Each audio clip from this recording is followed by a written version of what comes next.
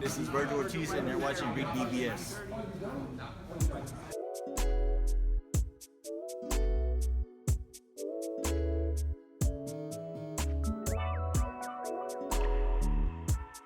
REED-BBS, BBS, Blackbird Sugar, Bachelor's in Boxing Studies, Televisión, Fred Sanford of the Fistic Arts, ERROL Spence versus Virgil Ortiz, Cowboy Stadium.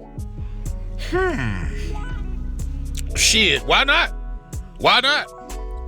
So Virgil Ortiz was supposed to beat the brakes off Samuel Vargas March 27th, but the coronavirus is beating the brakes, the brake pads, the calipers, and the rotors off us all. So obviously Ortiz versus Vargas was canceled.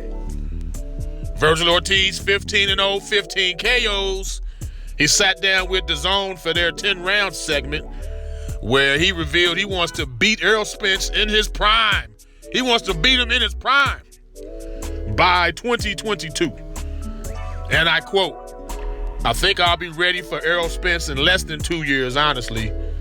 I don't want to wait too long to where he's already on his way out. I want to say that I beat ERROL in his prime, and hopefully we get it on in Dallas Cowboys Stadium." Now, before anybody gets it twisted, this is purely a matter of ambition and competition. There's no animosity whatsoever between the two. ERROL and Virgil, they're cool. In fact, they trained at the same gym for a while. Vivero's boxing gym in Oak Cliff, an area of southern Dallas, to those that don't know.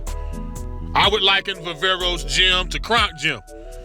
Everybody who's anybody in Detroit has trained and or sparred at Kronk.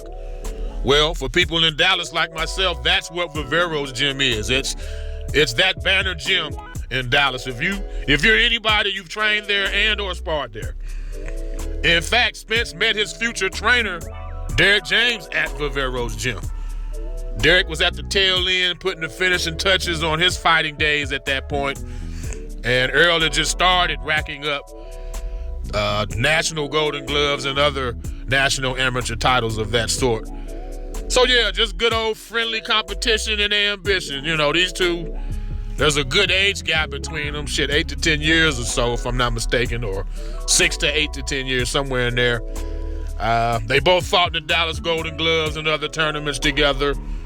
And I'm sure growing up, Spence was on Virgil's radar since he was a kid as a goal to not only attain, but potentially surpass. Aim high, young man, aim high. I ain't mad at all. Aim high.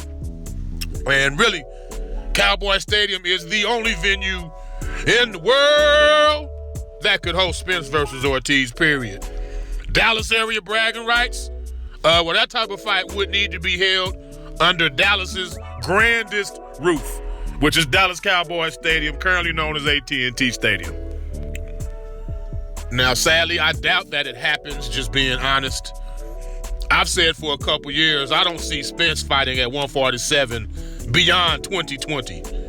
And even with the coronavirus cock-blocking all plans and pushing shit back, I still don't see Spence at 47 beyond this year. His body just, how much longer can his body cooperate with that? My man fought Amy at 52 and has spent his whole pro career at 47. At some point, he's got to move up. On the flip side, Ortiz just moved up to 47 like 5 minutes ago. I'd be all over it if it were signed, but I doubt ERROL Spence versus Virgil Ortiz happens. Can't see it coming to fruition, sadly. REED-BBS, BBS, Blackbird Sugar, Bachelor's in Boxing Studies, Televisión, Fred Sanford of the Fistic Arts.